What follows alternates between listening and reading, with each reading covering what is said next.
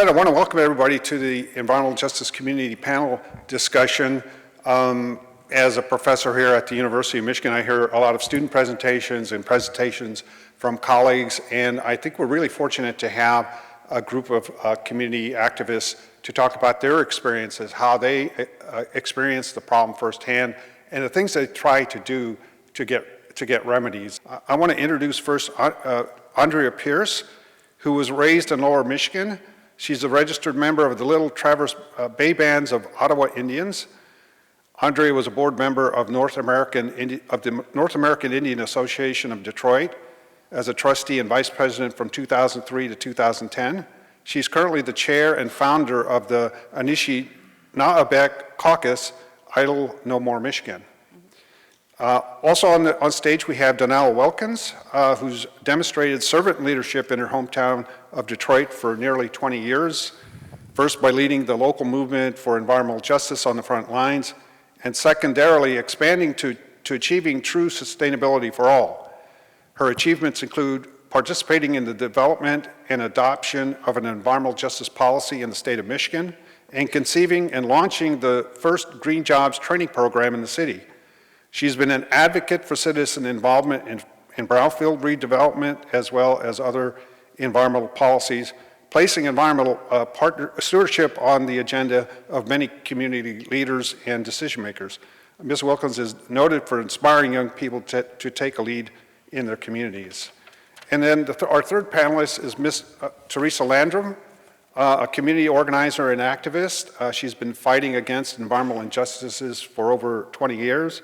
She is co-founder of the 48217 Community and Environmental Health Organization, a resident-based advocacy group that fights heavy polluting industries' encroachment on residential neighborhoods. Ms. Landrum is a member and volunteer of the Sierra Club, a national organization fighting to restore the Great Lakes and protect the environment. She's acting communications liaison for the original United Citizens of Southwest Detroit and a member of the Community Advisory Panel at the Marathon Petroleum Corporation, and newly elected board member of the Southwest Detroit Environmental Vision. A lifelong resident of the Triple Cities, Ms. Landrum is one of Southwest Detroit's 48217's most outspoken community activists, where she promotes green jobs and less emissions for a cleaner environment. And she also notes here that the zip code area 48217 is deemed as the most polluted zip code in Michigan. Ms. Landrum is a former member of the Environmental Justice Working Group during the period between 2017 and 2018, which was convened by former Governor Rick Snyder. Her commitment is to assure that the community has a seat at the table. And I want to add, I served with her on that same committee, and I've told her more than once that I thought she was the most effective person in the room, and those 33 recommendations would not have come out the way they are if it weren't for her, and many of them were put into an executive order by the new governor just almost exactly a year ago. Okay, so I'm going to start, I'm going to pose a question to each of the panelists, and once I pose the question, if others want to chime in, I want to make sure everybody gets questions, but a lot of these questions I think apply to everybody on the panel. So I want to begin with you, Donele.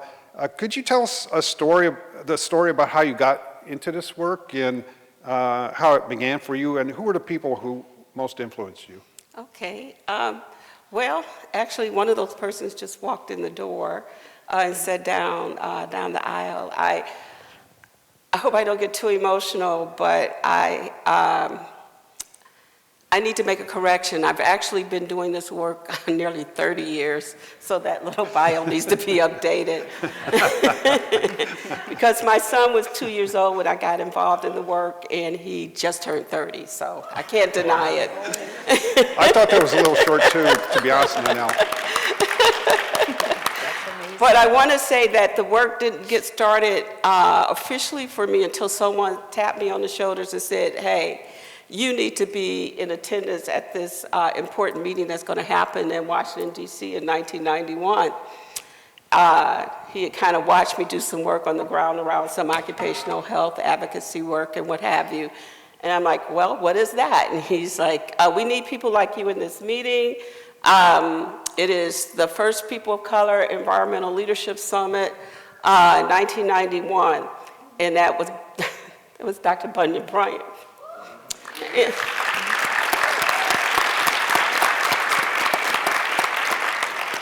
And I just want to say, while you're in the room, and I try to say this every time we encounter each other, if it were not for you, sort of recognizing something in me, the life work that I believe I was born to do would not have taken place and launched without you giving me a platform, and I just want to thank you for that. Because at that meeting, those 4 days, they were powerful days. We worked hard with all kinds of people I had never sat down with, people from native lands, people from Hawaii, people from Chicago and Savannah, Georgia, and others who are sick and tired of being sick and tired in their communities, and they wanted to make a change, and they wanted to redefine the environment that would respect and honor our lives, our children's lives, our communities. And I found my place in that room and in that space. I contributed to the defining of the 17 principles of environmental justice, and I knew at that moment this is what I was going to do with the rest of my life, was to work for people in my community. And it had me actually take another look at my community. While I was on the side of labor and working for healthier workplaces and fighting for Black workers in particular who were disproportionately exposed to bad working conditions, unhealthy conditions, and all that comes with that, it didn't occur to me that in the shadows of all these factories and polluting situations, this is where I lived, and my family lived, and my community lived. And I was just grateful at that moment to know that I could make a difference. I didn't know how it was going to happen. I just saw Tracy Easthope and some Ecology Center people come up in here, and I remember back at that moment, the organization I was working for, we were also connected to the Ecology Center, and they just pretty much said, hey, have free reign. Whatever we can do to support you to make this work matter, you go on and you do it. And then we just organized. We organized. Detroiters Working for Environmental Justice. I was the founding director of that organization, and we did the work there. And today I'm pleased to continue that work under the umbrella of the Green Door Initiative. But I don't know what the exact question was, but everyone, you know, No, you answered that very well, Donele. Thank you. It was very inspiring. In fact, I really would like to ask that of each of the panelists.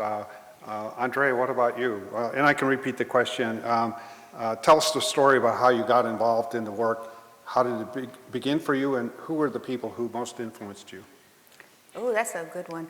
I started off as part of Idle No More Michigan. I was an in the streets activist with a megaphone, and we had light boards, and it was against Line 5. Line 5 is on my tribal lands, and I'm deathly afraid of that thing. It's going to explode any day or time, and our fishing rights will be decimated, our culture will be gone. There's just, every time I sit back and think about Line 5, it just gives me scary chills, and I have to do something. So we started Idle No More Michigan, and we've been doing the pipe out, paddle up flotilla with Janann Cornstalk, and there's a group of us that work on there, and bringing in people and organizations and legislators and everybody who would be impacted. We got people from other states coming in, because it would affect a lot of people. 20% of the world's fresh water will affect a lot of people. So we started that, and then I started bringing out more information, because I'm from Ypsilanti now. Down here, we light up the water tower in Ypsi and have protests in Detroit. DAPO came up, and that was even more. So we were fighting against that here. Everybody else left, but I couldn't leave. We had Nexus coming in Ypsilanti, my hometown. So we were fighting that. I couldn't leave. So we fought, and there's a whole community. There was Deisha Miles with Nexus, and there's just so many people that were fighting, and they built it. Thankfully, Ohio, I think, is still fighting it, so they haven't started pumping through there. But that's like less than a mile from my house, so that's kind of scary. And I'm in eminent blast zone. It's like, oh gosh. So we've been fighting that. It was just been fight, fight, fight, and everything's going so far and stops. Nothing's changing. And I'm like, well, what's missing? Why isn't this changing? Why are we still fighting, fighting, fighting and not getting results? Why are we bringing awareness? We're educating people. We have town halls. We have people come and talk everywhere about the issues. And so then I started making homework sheets. If you came to any of my protests, you got a homework sheet that said, call this person, call that person, do this, do that. We put it up on the website, and still everything just went so far and stopped. You could just feel the energy going, and then it would just, it's like, all right, now what? That's when I met Dana Nessel, and she was running for the Attorney General, and she started saying, well, I'm going to shut down Line 5, we need to do this, we need to enforce these laws, we need to work on this. And I was like, yay, Dana! And went to convention and found out that the Anishinaabek people in this state, the Native Americans who were here, in these occupied territories of Michigan, did not have a caucus. We had no representation at all whatsoever. And I was like, could that be where it stops? And I'm finding out, yes, that could be. So my boyfriend says, well, you know the rule of the house, ho, ho, ho, ho, ho. And he says, if it makes you mad, you got to go fix it. So that's what we did. We built the caucus of the Anishinaabe people in the state. And we just had our first year anniversary this week. Last week, the 6th, was our first year anniversary, so it was a big, oh my gosh, and we sat back and thought of everything we've been a part of. And we've got a lot of bills that are coming through and moving and getting ready to hopefully get passed, so we need people to still call your House reps and call your senator, call your governor. Because Dana says she's gotten there and the bills aren't there, we don't have the laws for her to enforce, so now we have to make these laws, otherwise nothing will change, environmentally, socially anyway, because we have to have the laws in place. So that's what we're working on. I go up to Lansing when House reps will say, or senators, hey, can you come and help us? Sure. And I go up there and give a press release and try to get the Native people, all of our people, involved because it's affecting everybody. My goal is that we'll have Anishinaabe people, the Native Americans, environmentalists, grassroots. If you like water, you should be part of this. If you like clean water or clean land, yes. If you like to breathe, we should be a part of something. We have a lot of caucuses now that are banding together. And I really think the research is part of this. We get the information from the researchers. The activists get all excited and get everything moving where we need to go and what we need to do. But then we need the political part to make it happen. We make the laws so that we can enforce these and say, no, no, no, we don't want this in our water, get it out. We have this law here. And then they have to remove it. And that's where we're at. So there's been a whole community helping me. We've got Ann Arbor Light Brigade now out of the work that we've done. Detroit Light Brigade would come with I Don't Know Where Michigan. We light up signs bringing awareness. And Ann Arbor Light Brigade came out of that. So we got 2 light brigades down here. And I hear there's another one up in Ingham County. So we're growing and building. And that's what we need to keep doing. Get involved, join in. Don't sit back and say, oh, I went to this talk. Say, okay, I learned this, how can I implement it? Where can I go? What difference can I make? Who can I go talk to? And go do it. And if you can't think of anybody, contact me. I got a whole bunch of people you can talk to. Because I totally believe with all my heart we are stronger together and one person will not do anything. It's a community. And we have to bring our communities together to make the changes. Thank you very much, Andrea. Theresa, same question. Tell us about how you got involved in this work and how it began for you, and who are the people that most influenced you? Okay. I became involved in this environmental justice movement in 1985. I was just beginning my college career, and I was working as a master mechanic at General Motors. And we learned that the closed salt mine, because in our community we have 2 salt mines. We had Morton Salt, which produces the table salt, and we had Detroit Salt Company, which produces the road salt. The salt mine was shut down because of instability of the shafts. And we had heard inkling about them wanting to inject toxic waste in the wells in Ypsilanti. So someone said, well, Theresa, come go to this meeting in Ypsilanti and, listen, because this is dangerous. So I went to the meeting and I was shocked at what I heard. Well, back then, the people came out and that was rejected. But later the issue was brought up. However, in my community of 48217, as Dr. Mohai said, been deemed the most polluted zip code in the state of Michigan, they decided that they wanted to store toxic waste in the shafts of the salt mine. We live in an area that's below the water table, and we are considered a flood zone.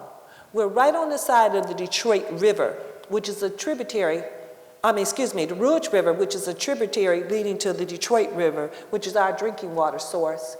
And if that floods and water gets in that salt mine with those toxic chemicals in there, and the salt is corrosive, I was afraid that those barrels, tubs, whatever they're going to use to store it would cause contamination into the water source. So I went to the city council and I heard that our council was considering allowing this to happen.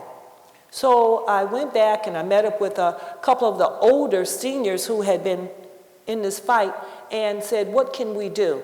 They said, well, when we go down as a single person, it doesn't work. So we came together as a group and went down. And I was chosen as one of 3 people to speak because everybody else was too afraid.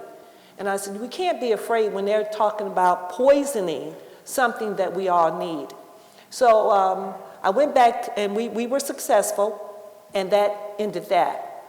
However, in 1999, the salt company was sold. Our city council gave the salt company a 20-year lease to blast and excavate salt right underneath our homes. And when that happened, we started to experience many earthquakes. We started to see sinkholes form in our property. We started to see cracks in our windows and our foundations. And when we went to speak about it on an individual basis, they said, oh, that could have happened because your house settled. And no one was really paying attention to what was happening. And how I discovered is, my family owned several properties and we had renters. So the renters were calling my parents who were elderly and saying, my furnace exploded, my chimney caved in, and we were like, what? So they sent the maintenance person over there. He said, no, their furnace is fine, their chimney is fine. They said, well, every day something's exploding in my house. And so I went to the neighborhood organization, the Original United Citizens, as Dr. Mohai mentioned, and I said, you guys, do you know where this is coming from? They said, no. I said, has anybody questioned it? They said, no. I said, why haven't you questioned it? And they said, because it won't do any good. So I realized that my community was feeling helpless and hopeless, and they felt they didn't have a voice. So I said, we got to do something. So we got a group of about 10 people, and we went down, and we really found out that in actuality, we were experiencing earthquakes. We were able to get a grant and hire a seismologist, and he told us that we were from the blast. They were using the same materials that Timothy McVeigh used to blow up the federal building, to excavate salt. And our city council allowed them to do it, and they were only paying our city council the city of Detroit, 52 cents a ton that they excavated. Then they were leasing the acreage up underneath our homes for $3 an acre. That's what the city was getting. So they were selling us for peanuts, and we were experiencing this destruction to our homes and impediment on our quality of life. Wow.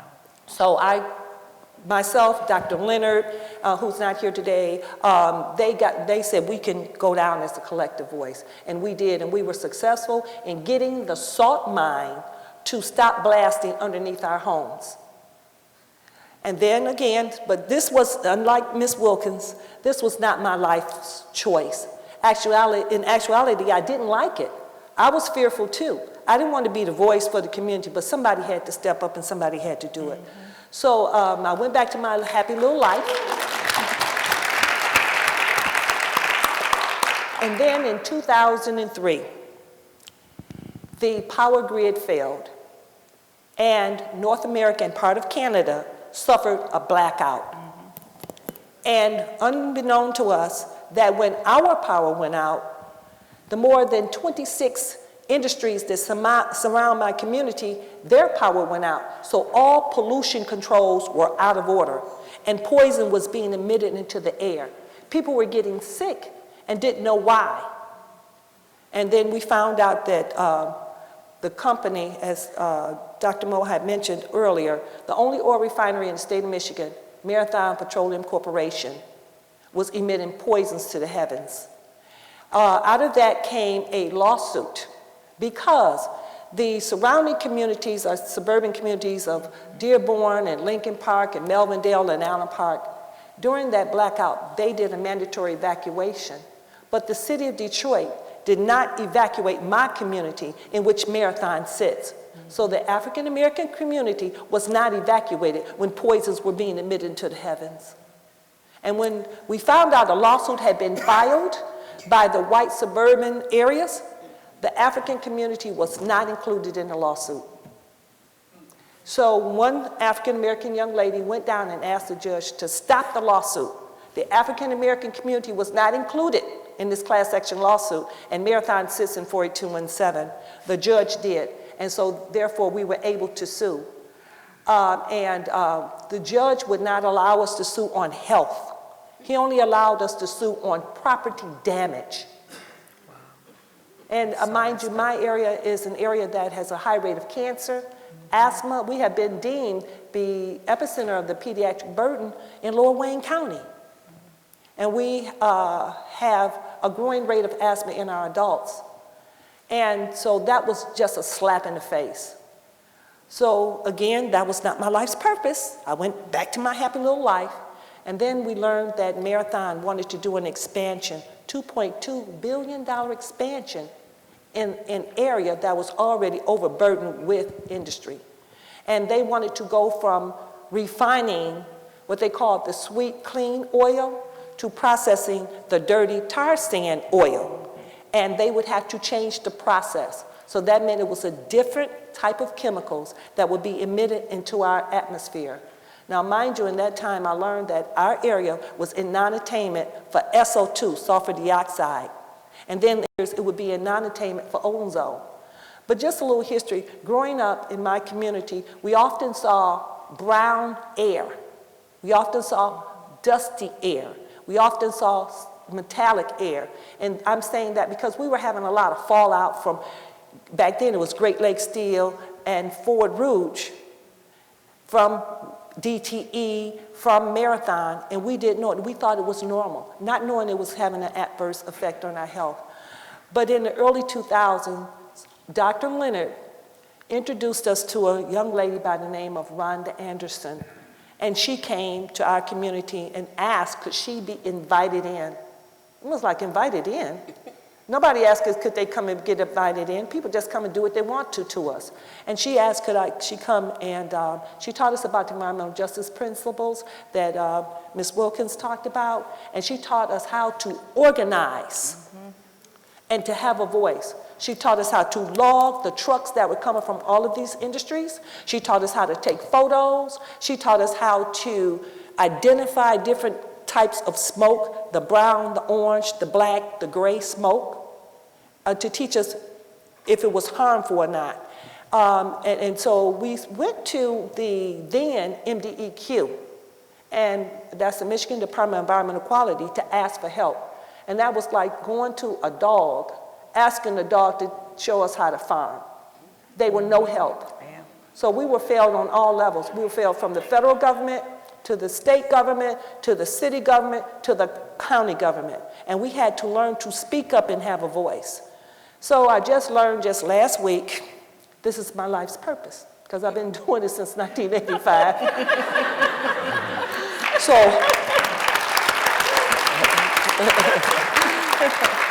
So who inspires me? I have to say, in meeting Ms. Anderson, through Dr. Leonard, who inspires me, Ms. Donele Wilkins inspires me. Thank you very much, Theresa. Thank you. You guys. And I want to say, I'm getting emotional because this is a wonderful thing, because we're getting people to pay attention. And who inspires me is Dr. Leonard and Miss Rhonda Anderson. And I'm happy because I sat here today on the students' presentations, and they were wonderful. So thank you. Thank you very much. Thank you, Theresa.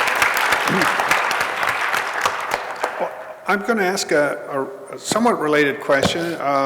Being a professor here for about 33 years now, I'm very used to the research and writing about environmental justice, and we had the student presentations earlier where the students also talked about their research work. The question, and I'll start with you again, Donele. Could you talk about the critical role activists and residents play in the environmental justice movement? In some ways, I think you've answered somewhat the question, but how do you, from your perspective, when you think about, and I'm sure you all have thought about this, what is it that I can do to move the needle forward? So, what are some of those things? So, well, I have to say that in the beginning of our work, one of the realities I had was we need to change policy, right? We have to change policy. And while we're out fussing and marching, and those are good parts of a good strategy, but if we don't change public policy, we just keep repeating ourselves, and there's no change in the lives that we are representing and fighting for. What I realized was that one way to change policy is to have like corresponding research and stuff that could prove that we're not just being emotional and crazy out here, but that if we had some like reliable data and information that makes these connections, and I've learned a lot about research, and then how it you can't really say that this particular stationary source, whatever, is going to cause asthma or cause cancer or whatever, right? But there's strong evidence, Thank you, Barbara. I see you out there through the Detroit Urban Research Center, who helped me to understand that. How can you all have helped in that regard? Like, let's take this information to the city council. Right. So as they're talking about making decisions about whether or not it's okay to have a salt mine blow up under, do we have something to prove, empirical data or something to show that this is just not a good decision to make, shame folks with research if we can, but having sort of this collaborative effort while we're organizing on the ground, we're also holding up and trying to bring into this conversation reliable information that helps to help us defend our case, if you will. Mm-hmm. So for me, just to see and listen to some of the students' projects, and to be able to witness the growth, because in the early days it wasn't much information that helped us make our cases. And now I'm looking at, how grand it is that young people are choosing to pursue this academically. Folks in our communities are like PhDs and experts in being able to discuss this stuff, PhDs in their own community, their own lives, but also being able to translate technical information in a way that helps us make our case. Those partnerships and realities are key with folks like you, Paul, and Dr. Bullard, and Dr. Wright, wherever she is, and Dr. Bryant, and of course Barbara and that whole team of folks. This is how we come together and we work together. We're not used and abused, but we are valued in this process, and everybody is valued in the process. That's how you can help. Thank you, Donele. I just want to comment, because I oftentimes also hear criticisms that academics come in and exploit the community. Mm-hmm. And all the people that you mentioned, I don't think are those people. They are not, so but there are folks that do. personally want to thank you for raising that Yeah. and really appreciate what Can I you make said. a comment on it, Paul? I feel just a little different. Why should we have to create empirical data when it's already out there? We can look at it across the nation. Black and brown communities are on the front lines. They're the ones that are sitting in front of these industries. I mean, the history of Erin Brockovich, of the Lovejoy Canal, of the Ray-Ban sunglass poisoning the water in, I think it's California. And they leave it on the community to create data that they already know. And they're failing us. They're sitting in their ivory towers, and they're leaving people to die. For corporate greed. Our lives are expendable to them. It took us to do a health survey presented to the University of Michigan with Dr. Mohai and Dr. Bian-Suk to show that we had a serious problem before the MDEQ would even come down and sit with us. So the burden should not be on the people. It should be on the health organizations. It should be on the Environmental Protection Agency. Who do they protect? What does EPA stand for? So, I mean, you know. Go girl. Go girl.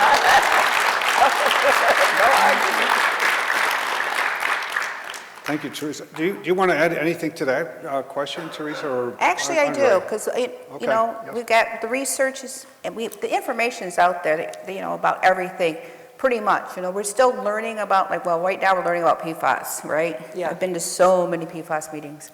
But every time it seems there's a little bit different.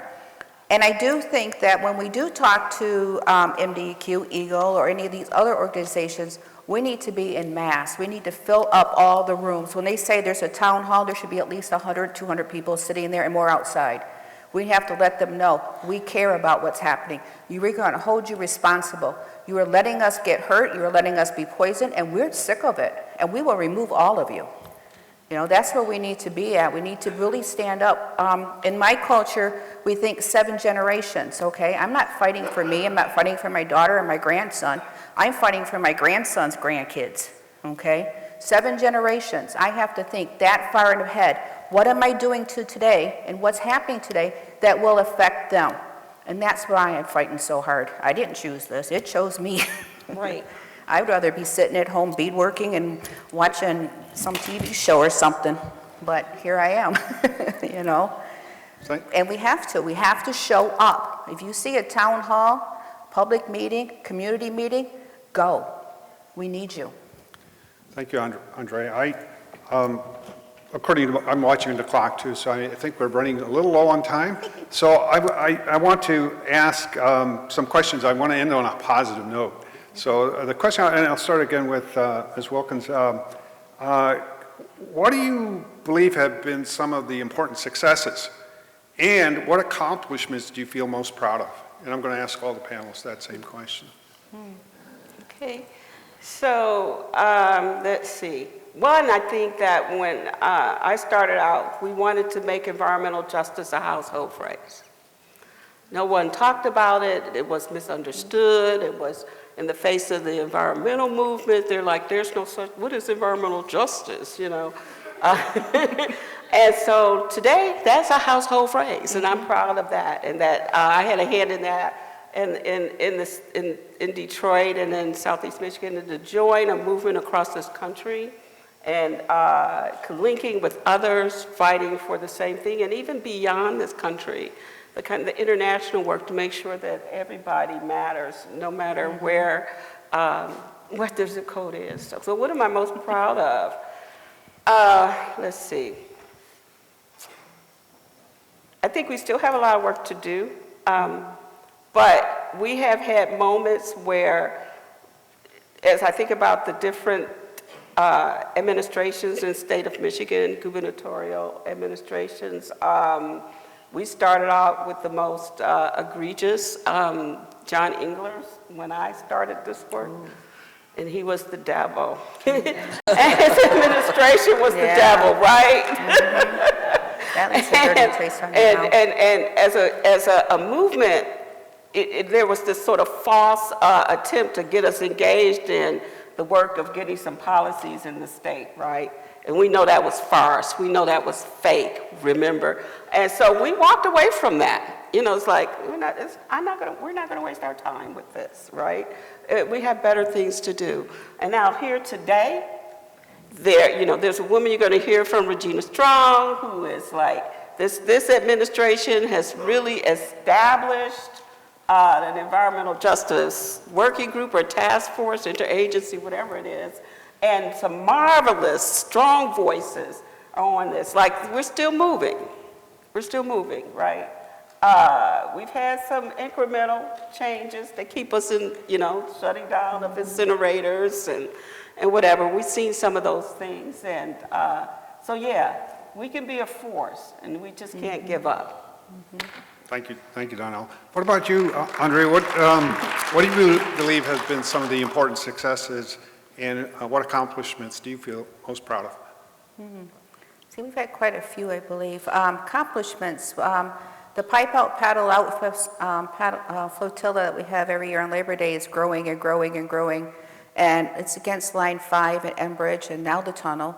And when I look out and see all the people that are coming up there, and we're not paying anybody. If you look at all those people there, they're all showing up because they care about the water. And that really makes me happy. I like to look out and I see all my friends, and it's like my support system is really here. And everywhere I go, they're with me. When the phone call comes up and somebody is one of the activists, it's like, oh my God, I got such amazing friends.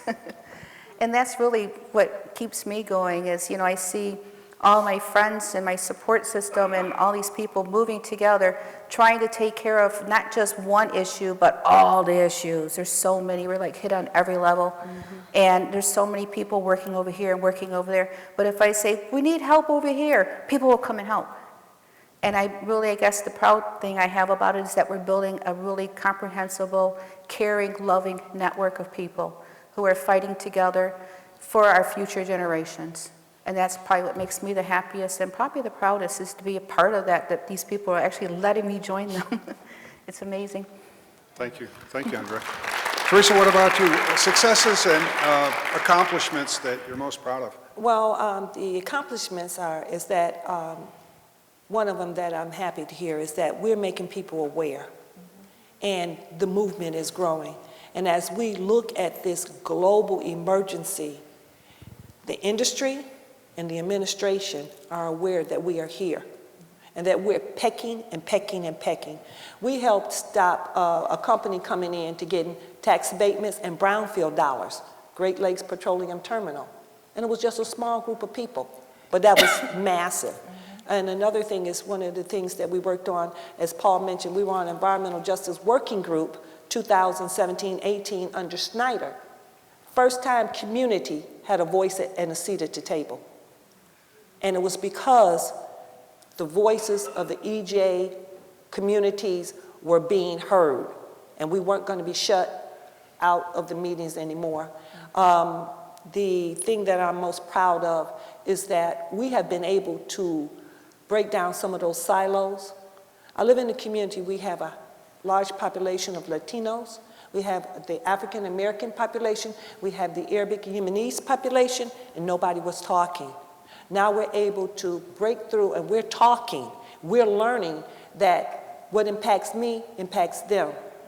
Pollution has no boundaries and it doesn't discriminate. So the movement is working. If we could just get this administration up top, get young people out to vote and get the evil out of America and give it back to the people. Because the thing that I wanted to say about the change of policy, once we elect an official, they go and tear their position as a civil servant. They work for us. But once they get in there, they get these egos, and they assume we work for them. And they are actually have the audacity to say, you knocked on my door and you wrote me a letter. That's our job as constituents, to be good constituents. And we have to do that every day. And those that do not want us to challenge them, for them to do their job, we need to take our voting voice and we need to get them out. So I'm proud of the young people today that we're making them aware of the environmental justice movement and that it's moving and it's not going to stop. Thank you, Theresa. Not the sunrise. I think we have time for one more question. It actually kind of segues into a question I was hoping we'd have time to ask. And I just realized, Donele, you're always in the hot seat because you're starting out and you're not given the same amount of time to think about your answer. But I guess the last question I think we have time for is the question about what advice you would give to the younger generation who want to contribute to the movement. What advice would you give them? And I've seen some really positive steps that people have taken to do that, but I want to ask you for your view. So once again, I'll say that it's been really, really rewarding. The list of young people that have come through on my watch, and to see them take their rightful places, whether it's in the grassroots nonprofit work, in academia, and even in industry and government, that because they have come through us, they have an awareness that will allow them to make change in whatever venue they find themselves in. Don't shy away from what's in your inner gut about where you think you can make the greatest impact. Because we need good folk across the board.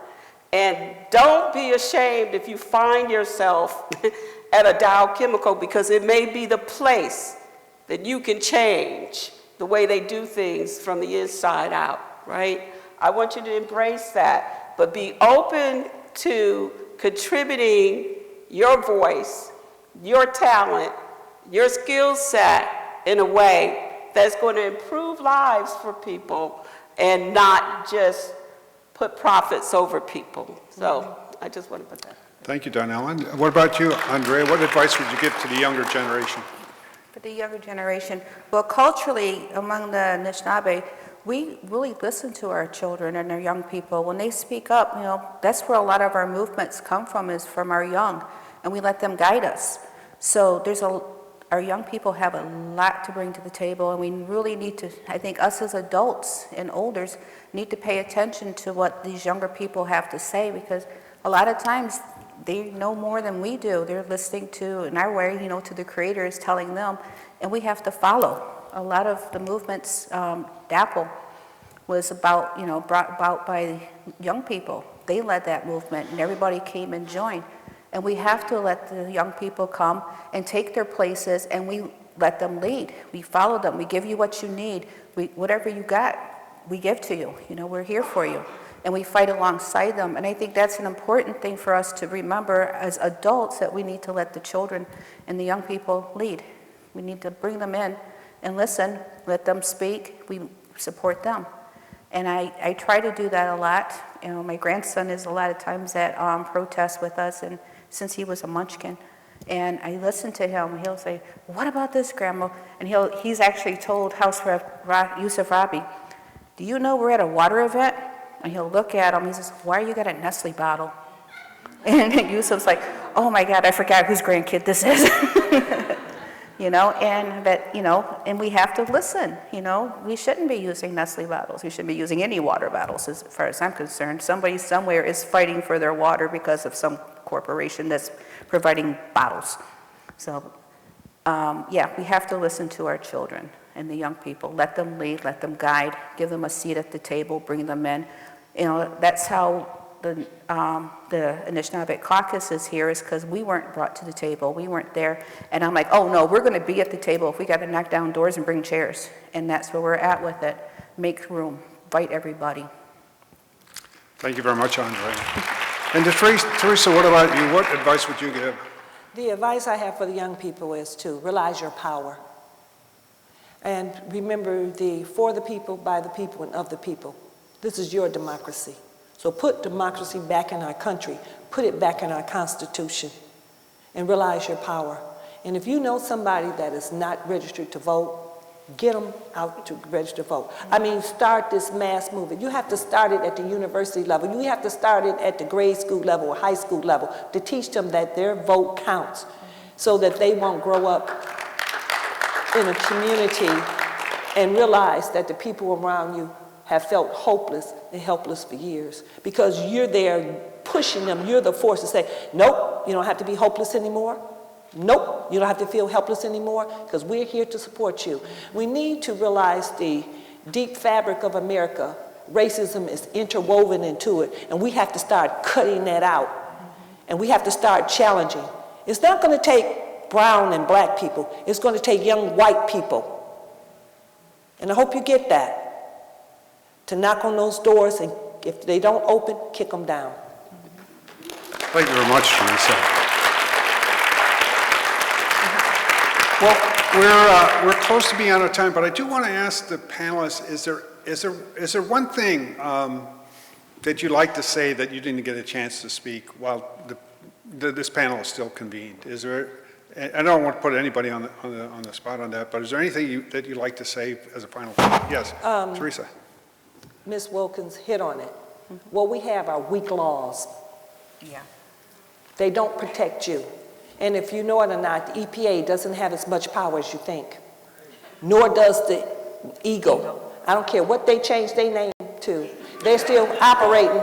They still operating in them silos. You still have them old white mentality people sitting in a chair. We have to go and we need to talk to our governor, get them out of there.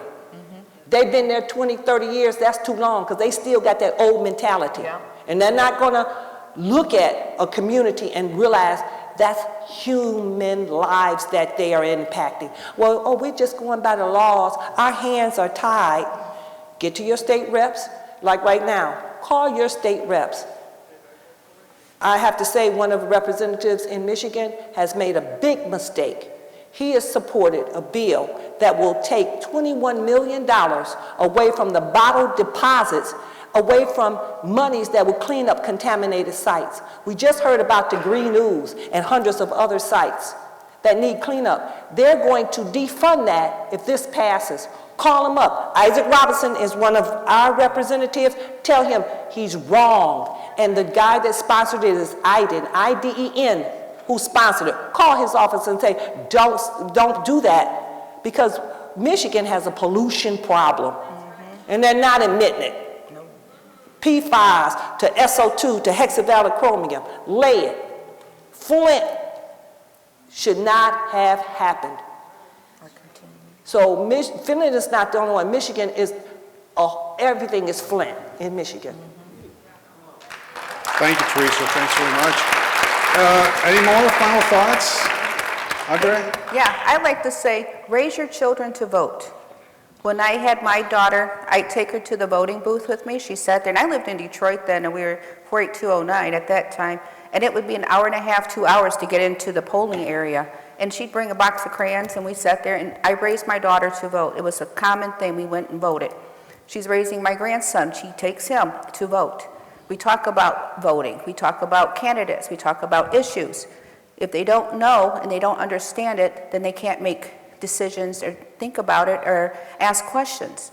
They can't learn. We have to make voting a normal part of life. And talking about voting, we have House bills out there that are to protect our water. We have 5290, 5291, 5292 that Yusuf Rabi and Laura Pahutsky and Rachel Hood have introduced, and it's the Water Protection Act. It's to put the water in a public trust, the groundwater. So we control that. It gives, this closes that small bottle loophole. It brings, DNR will have more abilities to enforce the water laws, and it'll keep our water in the Great Lakes Basin, so it's not being shipped all over the world.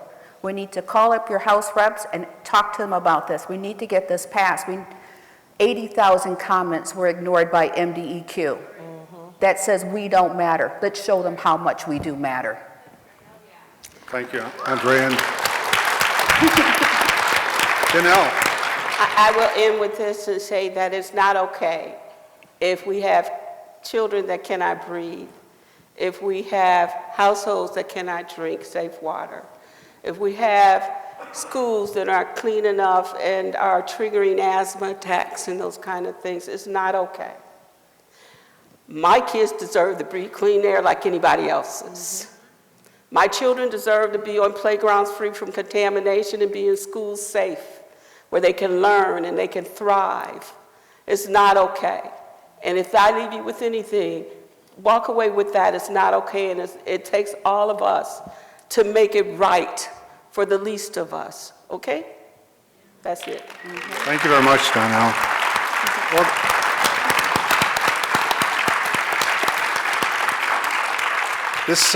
this concludes the hour, but I must say I wish we had another hour because I found everything that the panelists have said very illuminating, and I really appreciated how everything comes from first experience and from the heart, and I suspect the audience feels the same way. So I want to give my thanks to all the panelists for taking their time and making the effort and having the courage to do what they do and the courage to speak what they've said. So let's give them a big hand. Oh, my. It was wonderful being here.